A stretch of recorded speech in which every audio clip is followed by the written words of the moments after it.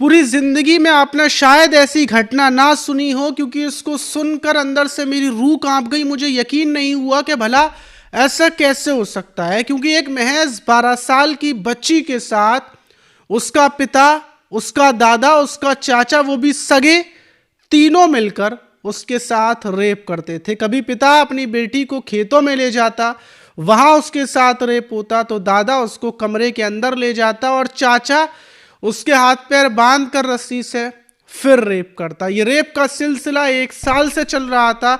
बच्ची ने किसी को नहीं बताई थी, लेकिन अब आकर बच्ची 2 महीने की गर्भवती है। बच्ची ने जब पुलिस को बताया तो पुलिस ने एक्शन लिया, और जब पुलिस ने तीनों आरोपियों को पकड़ा और इस घटना का खुलासा किया और शुरू से जो बच्ची ने कहानी बताई कि किस तरह से बच्ची के साथ हैवानियत हो रही थी, तो उसको सुनकर पुलिस वालों के भी रोंगटे खड़े हो गए। पुलिस वाले सहम गए कि भला एक मासूम सी बच्ची के साथ, जब वो 11 साल की थी, तब से उसके साथ रेप हो रहा था। पूरी घटना को जब हम आपको शुरू से बताएंगे तो आप भी सुनकर हैरान हो जाएंगे। तो चलते हैं और जानते हैं पूरा मामला।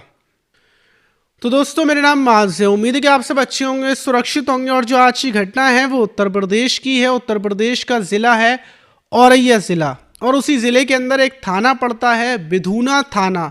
वहां पर 27 दिसंबर की दोपहर लगभग 2 बजे का टाइम था। एक महिला थाने के अंदर घुसती है, उसके साथ एक बच्ची भी थी, और वो महिला अंदर आती है और जो वहाँ के पुलिस वाले थे उनसे बोलती है कि यहाँ के इंचार्ज साहब से हमें मिलना है, जो यहाँ के कोतवाल साहब हैं उनसे मिलना है।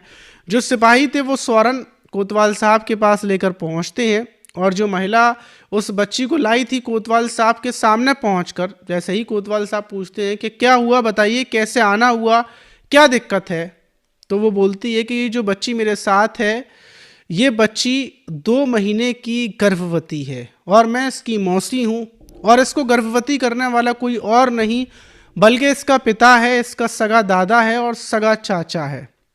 ये सुनते ही जो कोतवाल साहब थे वो फौरन खड़े हो जाते हैं, क्योंकि खड़े होने वाली बात थी। अभी तक कोतवाल साहब की ज़िंदगी में ऐसा कोई मामला नहीं आया था कि जिसमें दादा, चाचा, पिता, वो भी सगे, उन्होंने किसी बच्ची के साथ रेप किया हो, वो भी अपनी बच्ची के साथ।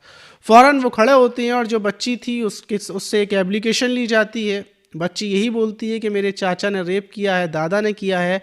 बच्ची को मेडिकल के लिए आनन फानन में भेजा जाता है, और पता ये चलता है कि बच्ची सच में 2 महीने की गर्भवती है। फौरन ये खबर जो वहाँ के एसएसपी आलोक मिश्रा हैं उनको लगती है कि एक 12 साल की बच्ची है, 2 महीने की गर्भवती है, और परिवार के लोगों ने ही उसके साथ रेप किया है। अब बच्ची से पूछताछ की जाती है। बच्ची से पहले लगता है कि शायद हो सकता है किसी और ने किया हो। एक बार बच्ची से खुद उसकी आप बीती पूछते हैं कि उसकी ज़िंदगी में ऐसा क्या हुआ और कैसे शुरुआत हुई। जब एसएसपी आलोक मिश्रा और जो पुलिस के बड़े बड़े अधिकारी थे बच्ची को भरोसे में लेकर जब उससे पूछते हैं, तो बच्ची बताती है कि आज से 4 साल पहले उसकी माँ और पिता में बहुत ज़्यादा लड़ाई होती थी, क्योंकि पिता किसान हैं और जो चाचे दादा हैं वो बकरियां चराने के लिए जाते हैं। और 4 साल पहले लड़ाई की वजह से माँ उसको लेकर यहाँ से दिल्ली चली जाती हैं, और दिल्ली में रहकर वो नौकरी वगैरह करने लगती हैं। लेकिन 3 साल पहले ही जो हमारे 1 साल वहाँ पर हम गुजारते हैं, और उसके बाद हमारे पिता और चाचा वहाँ पर पहुँच जाते हैं। हमारी मम्मी को खूब समझाते हैं, बुझाते हैं, उनसे बोलते हैं कि चलो वापस चलते हैं, वहीं पर रहना या दिल्ली में नौकरी कर रही हो ठीक नहीं है। और समझा बुझा कर मेरी माँ को और मुझे वापस गांव में ले आते हैं। गांव में लाने के बाद जो मेरी माँ थी, माँ के साथ भी चाचा और ये दादा गलत काम करते थे, उनको प्रताड़ित करते थे। और उसके बाद फिर से माँ ने दिल्ली जाने की कोशिश की, लेकिन उनको जाने नहीं दिया। रोज़ाना मिलकर ये तीनों मिलकर मेरी माँ को मारते थे, और इसी पिटाई की वजह से आज से 1.5 महीने पहले ही मेरी माँ की मौत हो गई। माँ की मौत के बाद मैं दुख के पहाड़ मेरे ऊपर टूट पड़े थे। लेकिन मेरे साथ आज से 1 साल पहले सबसे पहले मेरे पिता ने रेप किया था। मेरा पिता मुझे खेतों में लेकर पहुंचा था, ये बोलकर क्या वहाँ पर बैठना, देखभाल करना खेत की, और खेत में अकेला देखकर मेरे पिता ने जब रेप किया तो मैं घर पर आई। पिता ने ये बोला था ये बात किसी को बतानी नहीं है, और उसके बाद मेरा पिता बारी बारी से रेप करने लगा था, मतलब रोज़ रेप करता था। एक दिन ये बात मैंने अपने चाचा को बताई कि चाचा जी मेरे पिताजी ऐसा करते हैं, और चाचा को बताने के बाद फिर चाचा ने भी मेरे साथ रेप किया। अब चाचा और पिता दोनों मेरे साथ रेप करते थे। दोनों ने ये बोला था कि अगर ये बात किसी को भी बताई तो वो लोग मुझे ख़त्म कर देंगे, और मैं माँ को नहीं बता सकती थी क्योंकि माँ वैसे ही बड़ी परेशान थी।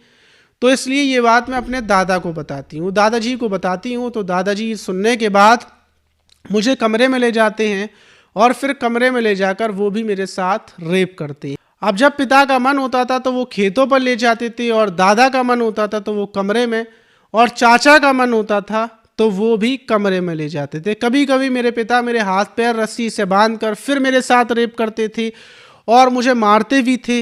रस्सी से बांधकर दादा रेप करते, और ये लोग बारी बारी से रेप कर रहे थे। मैं किससे कहती, इन लोगों ने बोल रखा था अगर मैंने किसी को बताया तो ये लोग मुझे जान से मार देंगे। और फिर मुझे मेरी माँ का गम था, दुख था, उस तकलीफ़ में थी।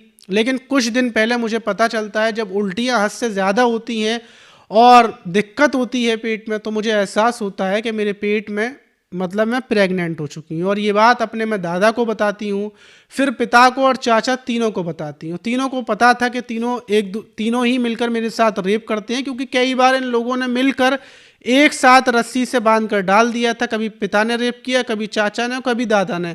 एक ही दिन में ये लोग ऐसे रेप करते थे। तो मैं तीनों को बता देती हूँ। मुझे लगता है कि शायद मैं प्रेग्नेंट हो चुकी हूँ। चाचा को यकीन नहीं होता, और जो किट आती है वो चाचा लेकर आती है और मुझसे बोलते हैं कि तुम्हें चेक करना है। मैं चेक करती हूँ और उस पर डबल लकीर आती है, डबल निशान आता है, और ये कंफर्म हो जाता है कि मैं प्रेग्नेंट हूँ। ये बात कंफर्म होने के बाद ये लोग फिर रात में आपस में बैठकर बातचीत करते हैं, और बातचीत में ये बात कर रहे थे कि ये लोग कैसे भी कर मुझे ख़त्म कर देंगे और मुझे मार देंगे। और जब मैं ये सुनती हूँ कि ये मुझे मारने की प्लानिंग कर रहे हैं, तो फ़ौरन मैं दूसरे ही दिन अपनी जो मौसी हैं जो दिव्यापुर में रहती हैं वहाँ पर निकल जाती हूँ। दिव्यापुर में पहुँचती हूँ और अपनी मौसी को ये पूरी आप बीती बताती हूँ, और मौसी मुझे थाने में लेकर आ जाती हैं।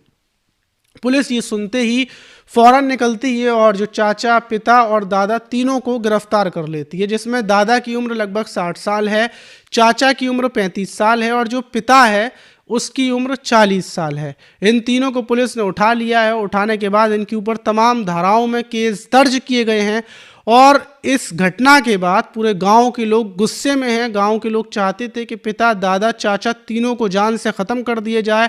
औरैया के अंदर जो ये बिधुआ थाना है वहाँ पर पुलिस तैनात है, लोगों को समझा रही है, बुझा रही है कि इनके खिलाफ़ कानूनी कार्रवाई अच्छे से की जाएगी। लेकिन लोग बेहद ज़्यादा गुस्से में हैं, क्योंकि अभी तक घटना उत्तर प्रदेश में ही नहीं बल्कि मैं इतने टाइम से ख़बर बना रहा हूँ, न्यूज़ सुनाता हूँ आपको, मैंने खुद नहीं सुनी कि चाचा, दादा, वो भी सगे, वो मिलकर ऐसी घटना को अंजाम देगा। आप सोच कर देखिए कि जो मॉडल ज़माना है, जो बाहर के लोग हैं, उनमें भी ऐसा नहीं होता, बल्कि गांव के अंदर तो संस्कृति होती है, ढेर सारी चीज़ें होती हैं, इंसानियत गांव में ज़्यादा होती है। लेकिन गांव के अंदर ऐसी घटना हो गई जिससे हर कोई सहमा हुआ है। मैं ये सोच कर सहमा हुआ हूँ कि उस बच्ची के साथ क्या बीतती होगी कि जब उसका सगा पिता, सगा दादा, क्योंकि यही पिता की मोहब्बत, चाचा का लाड़ और दादा का प्यार, ये बच्चों के लिए बड़ा एक महत्वपूर्ण चीज़ होती है। बच्चे इसी को देखते देखते बड़े होते हैं। लेकिन एक बच्ची ने अपने इन सब का अलग ही माहौल देखा, तो उसकी ज़िंदगी कैसे सही हो पाएगी? क्या वो बच्ची वापस अपनी ज़िंदगी में जी पाएगी, या ज़िंदगी में इस गम को, इस दुख को भूल पाएगी? ये एक अलग बात है। लेकिन बड़ा सवाल है कि ऐसे आरोपियों को क्या सज़ा मिलनी चाहिए। कमेंट बॉक्स में ज़रूर बताइएगा। मिलते हैं किसी और वीडियो में, जब तक के लिए आप अपना ख्याल रखें, सुरक्षित रहें।